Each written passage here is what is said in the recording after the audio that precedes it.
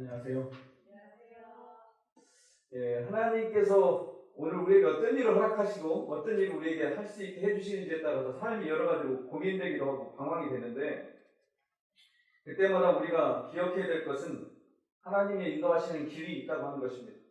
그래서 오늘은 고통을 극복하는 길이라는 제목으로 말씀을 함께 나누겠습니다. 찰스 콜슨이라고 닉슨 대통령의 특별 보좌관이었던 분인데, 이분이 워터게이트 사건으로 감옥에 갑니다. 그곳에서 이 사람이 하나님을 믿게 됩니다. 하나님을 믿게 된 이유가 뭐였냐면, 자기가 감옥에 가 있는데 주위에 있는 사람들이 이 감옥에 있는 이 사람을 위해 기도하는 거예요. 그 소식을 들었어요. 아니, 나 같은 사람을 위해서 그리스도인들이 기도해 준다는 얘기에 감동을 받아가지고, 그리고 이제 성경을 보면서 이제 하나님을 발견해요.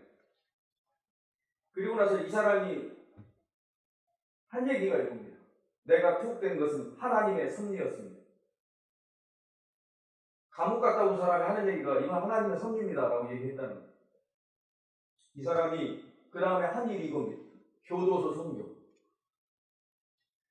자신의 인생에 일어난 잊고 싶은 경험이 아니라 새로운 인생을 살게 한 계기로 받아들였습니다. 그리고는 그것은 이 종신형이라는 책에서 이렇게 이야기합니다. 한 사람의 생애에 예수의 생명이 싹트면 인격이 변화된다.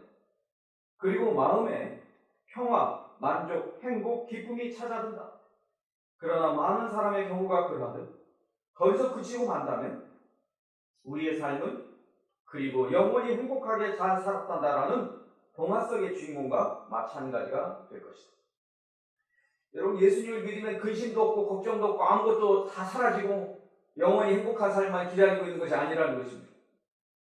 반드시 고뇌의 시간을 거쳐야 한다는 것입니다. 오늘 우리의 인생에 하나님을 믿게 된 것에 감사드릴 뿐 아니라 오늘 우리가 느껴야 되는 이 고뇌의 시간들을 통해서도 더 인격적으로 하나님을 만나고 개인적인 통찰과 헌신을 통해서 하나님의 뜻 안에서 살아가는 행복을 날마다 경험하는 경험을 우리 모두가 하시게 되기를 간절히 바랍니다.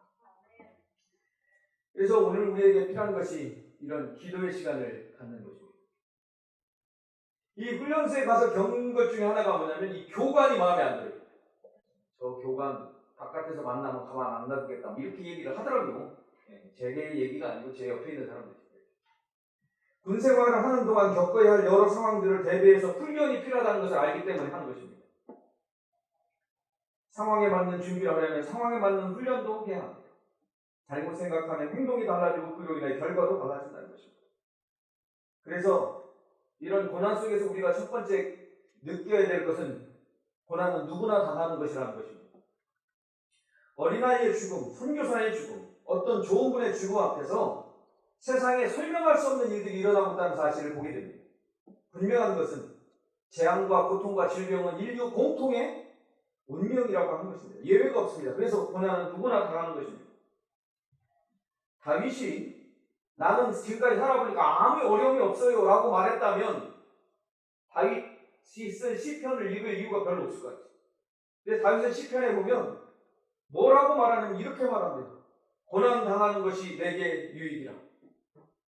하나님이 지켜주시고 돌보시는 이 다윗이라는 사람이 고난 속에서 살아가는 것이 내게 유익이었다라고 고백하고 있다는 것입니다. 이로 인하여 내가 주의 윤례를 배우게 되었나이다. 주의 입의 법이 내게는 천천 금은보다 승하나이다. 내가 고난이 없었다면 하나님의 말씀을 열심히 보지 않았을 텐데 하나님의 말씀 안에서 내가 생명의 길을 발견했다는 것입니다. 내가 산을 향하여 눈을 들리라. 나의 도움이 어디서 올고 나의 도움이 천지를 지으신 여호와에게서. 이 두 번째 교훈은 하나님을 바라보는 시간을 갖는다라는 것입니다. 히브리서 11장에서 위대한 믿음의 용사들이 나와요. 노아, 아브라함, 이삭, 야곱, 요셉, 모세. 그런데 이런 사람만 있는 게 아니라 고난을 당하고 채찍질을 당하고 돌에 맞고 투옥되고 재산을 잃고 그의 인생에 여러 가지 위험들을 만나는 사람들도 나옵니다. 근데 하나님은 뭐라고 말씀하시냐면 이 상황들을 두고 뭐라고 고백하게 만드시냐면 하나님은 더 좋은 것을 준비하고 계시다라는 것을 바라보게 하신다는 것입니다. 12살 소년의 거짓말 증언 때문에 39년 동안 억울한 옥살이를 한 사람이 있습니다.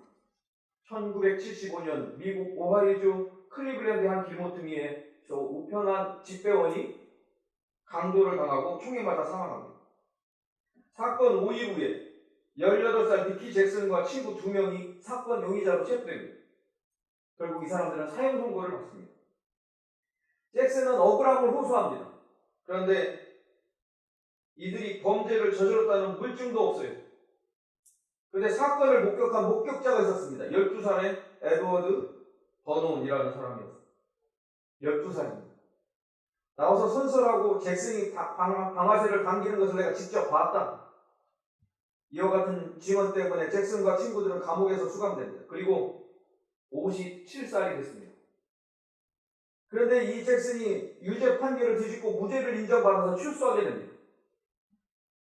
당시 12살이었던 사건의 목격자 버논은 52세가 돼서야 진실을 밝혔습니다. 자신이 미증했다는 것입니다. 사실 버논은 사건 당시 총소리가 났을 때 사건 현장과 몇 블럭 떨어진 숯불버스에 타고 있었습니다. 당연히 사건 현장을 볼 수 없었습니다. 자신의 거짓말에 죄책감을 느낀 버논이 39년 만에 터놓은 진실은 당시 여러 용의자 중에 범인을 지목하지 못하자 경찰은 가해자 수, 사용된 무기, 도주 차량 모델까지 알려주었고 한 동네에 사는 잭슨을 지목했고 법정에서는 단순히 경찰관이 알려준 대로 말했고 결국 39년이라는 시간을 보내고 39년 만에 이 버논이 다시 자신이 위증했다는 이야기 함으로 세상의 빛을 보게 됐다는 겁니다. 여러분 억울해도 이런 억울한 일이 있을까요? 여러분 이 시간을 누가한테 보상받습니까? 39년? 성경에서 우리는 억울한 사람 만납니다. 욥입니다. 얼마나 잘못한 일이 많으면 이런 일이 일어나냐. 친구도 아내도 자기 편 들어주지 않습니다. 아무도 내 편이 없는데 고난 때문에 그의 인생이 일그러졌다고 말하지 않고 긍정적인 태도로 고난을 적극적으로 임하는 그의 이름이 담긴 의지의 고백이 있습니다. 그가 나를 단련하시기 위해는 내가 정금같이 나오네. 구주와 선지자는 이렇게 말씀하고 있습니다.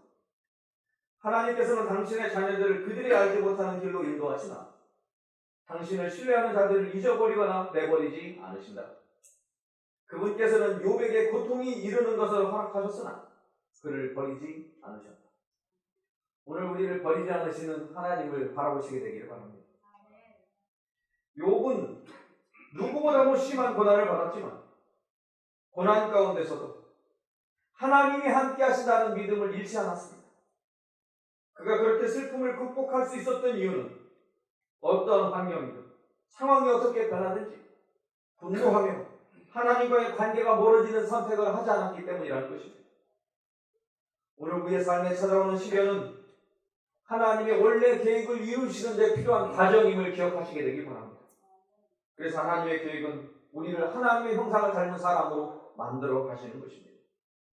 오늘 우리를 위하여 변화를 원하시는 하나님의 마음을 보시고 우리 함께 고난의 시간에도 하나님을 바라보시게 되기를 바랍니다. 그래서 마르틴 루터는 이렇게 말했습니다. 환난이 없었다면 나는 성경을 이해하지 못했을 것이다. 여러분 환난을 통해서 성경 말씀을 이해하게 됐다라는 것이 마르틴 루터의 고백입니다. 이 고난을 통해서 우리가 기억해야 될 세 번째는 모든 것이 합력하여 선을 이룰 것이라는 것입니다. 로마서 8장 28절 말씀을 보면 이렇게 말씀합니다. 우리가 알거니와 하나님을 사랑하는 자 곧 그 뜻대로 부르심을 입은 자들에게는 모든 것이 합력하여 선을 이루느니라. 하나님은 우리의 각각의 시련들을 모아서 우리의 삶에 유익한 것을 만들고 계시다는 것입니다. 혼란스러운 상황이 계속해서 일어날 때 우리가 가져야 될 생각은 무엇일까? 그것은 바로 하나님은 여전히 전능하시다는 것입니다. 하나님의 허락 없이는 아무 일도 일어나지 않는다는 것입니다.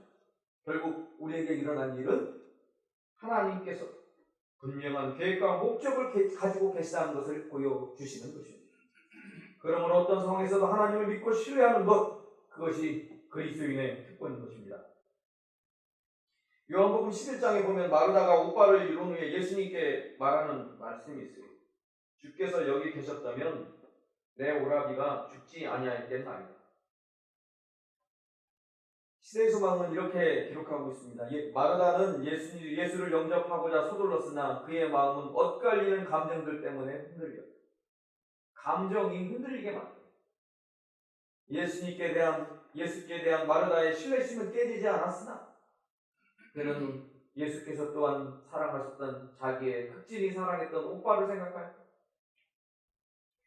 그리스도께서 일찍 오시지 않았기 때문에 그의 가슴에 깊은 비통함이 있었으나 이제라도 그리스도께서 저들을 위로하기 위하여 어떤 일을 행하시리라는 희망으로 마르다는 주께서 여기 계셨더라면 내 오라비가 죽지 아니하겠나이다 라고 말합니다.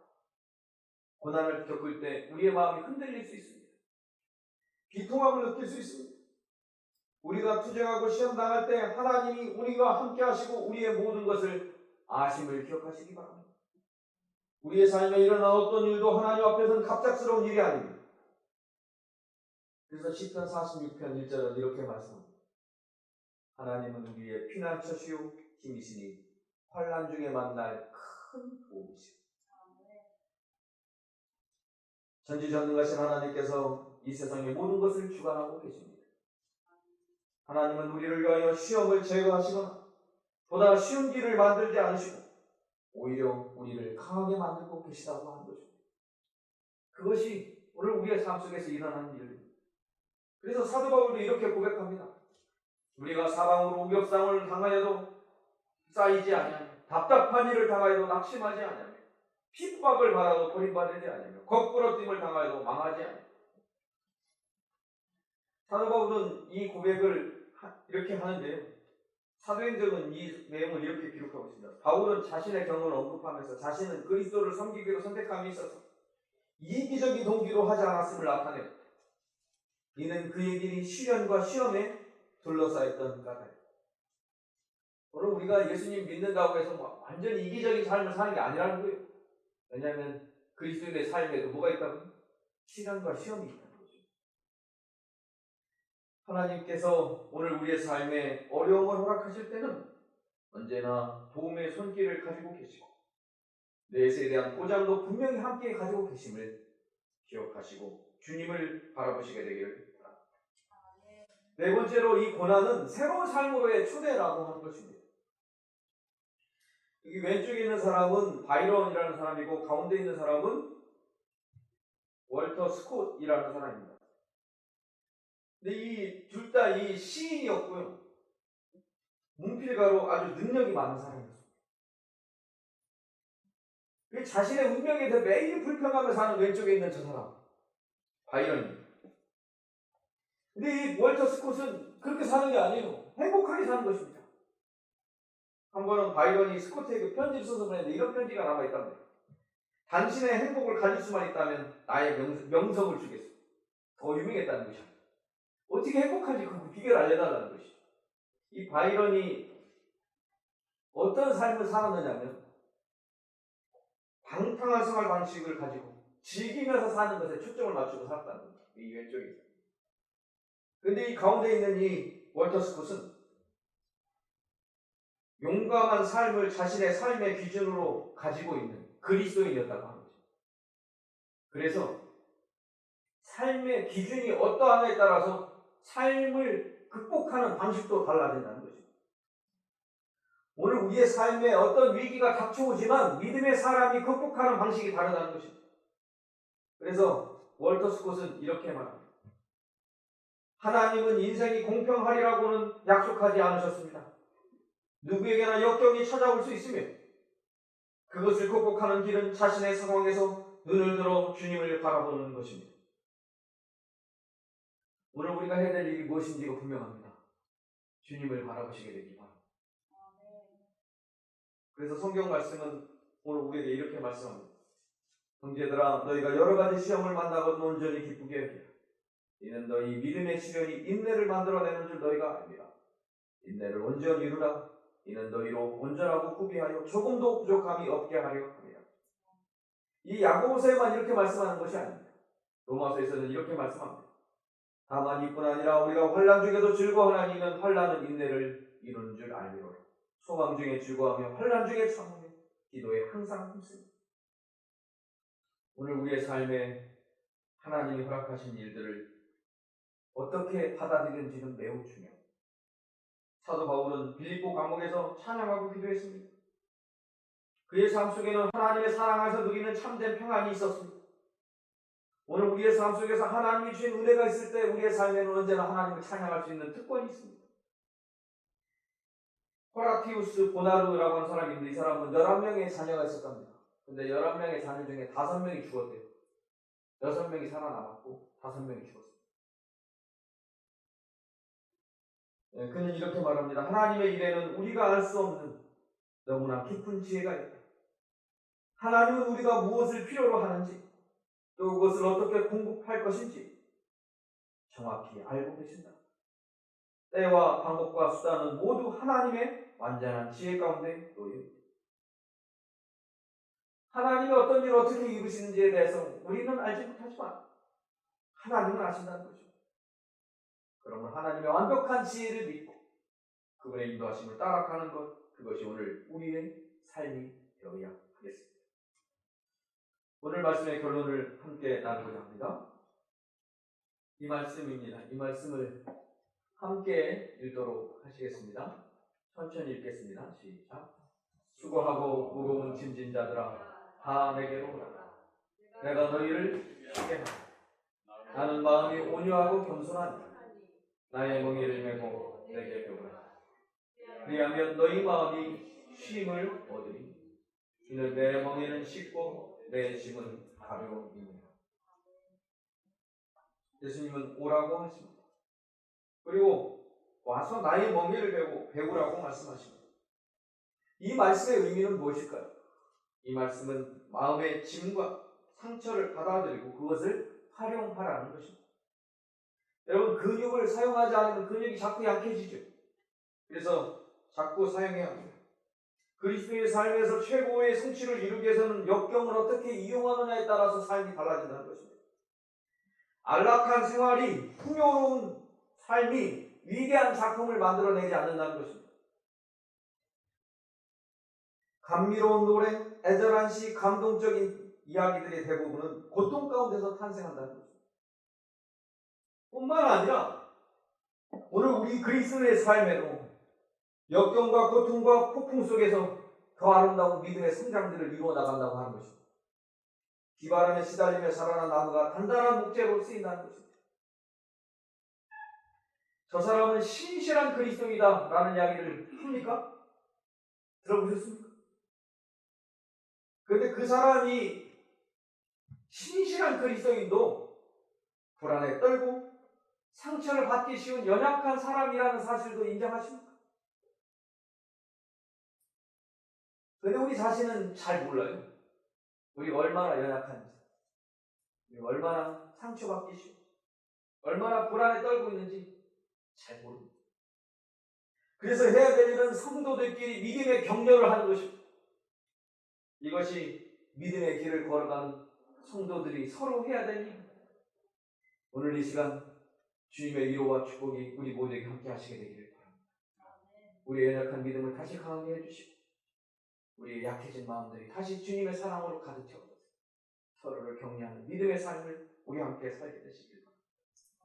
우리가 연약하고 무력할 때 하나님은 능력을 주시겠다고 약속하셨습니다. 우리가 지혜가 없을 때 하나님은 지혜를 주시겠다고 약속하셨습니다. 우리의 자신의 힘으로 치유할 수 없는 것을 인정하고 하나님 앞에 무릎을 꿇을 때 우리는 영적인 건강의 삶을 여전히 살아갈 수 있는 것입니다. 그래서 그리스도인은 고난 앞에서 절망할 수 있습니다. 너무 큰 슬픔에 압도당하면 그렇게 될 수 있습니다. 그러나 압도당하지 않는 방법이 있습니다. 그것은 바로 말씀을 읽는 것입니다. 중요한 것은 어떤 태도를 갖느냐 하는 것입니다. 그것이 문제를 바꿀 수 있고 극복할 수 있고 문제에 짓눌리지 않게 만든다는 것입니다. 오늘 우리를 새로운 삶으로 초대하시는 주님의 은혜 안에서 고통이 있더라도 극복하고 참된 행복과 기쁨을 누리면서 다시 한 주간 믿음으로 승리하시는 우리 모두가 되시길 간절히 바라면서 말씀을